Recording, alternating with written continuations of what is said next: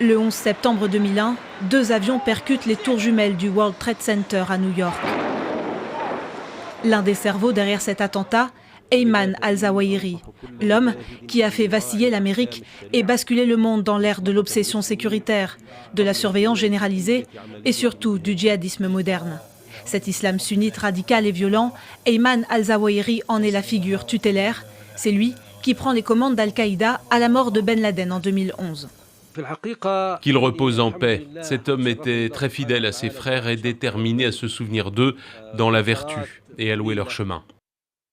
Avant de cibler les États-Unis, l'Occident chrétien et Israël, Ayman al-Zawahiri a pendant 30 ans poursuivi un but unique, instaurer la charia en Égypte, son pays d'origine où il naît le 19 juin 1951 au Caire. Issu d'une famille d'aristocrates sunnites, engagé auprès de la confrérie des frères musulmans, il est diplômé de médecine à 23 ans, puis devient chirurgien. En 1966, il rejoint une cellule clandestine des frères musulmans. Son objectif, renverser le régime. Emprisonné pendant 3 ans pour port d'armes illégales, en 1985, il quitte l'Égypte et fait la connaissance au Pakistan d'Oussama Ben Laden, fils d'une grande famille marchande saoudienne. Très vite, Ayman al-Zawahiri devient son bras droit, son allié le plus sûr.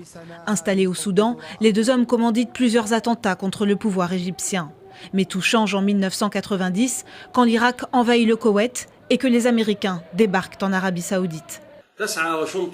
Nous implorons Dieu pour que les États-Unis connaissent un hiver rigoureux et sombre dont il ne résultera que défaites et pertes. Avec les États-Unis, il considère la France comme le fer de lance de l'impiété, en raison de la loi sur le voile de 2004 et des caricatures du prophète de l'islam, parues dans un quotidien danois et republiées par le journal satirique Charlie Hebdo. Frapper l'intérêt des Juifs et des Américains et de tous ceux qui ont participé à l'agression contre les musulmans, surveiller les cibles, collecter l'argent, préparer le matériel, planifier avec précision, puis attaquer. Ils ne peuvent pas insulter notre prophète, soutenir Israël, espérer vivre en paix dans leur pays. Idéologue et stratège, cet adepte d'un certain élitisme et d'une prise de pouvoir par le haut comprend néanmoins rapidement l'importance de s'adresser à la base. Ses messages vidéo, ou uniquement sonores, font rapidement de lui une figure médiatique et son discours inspire la nouvelle génération.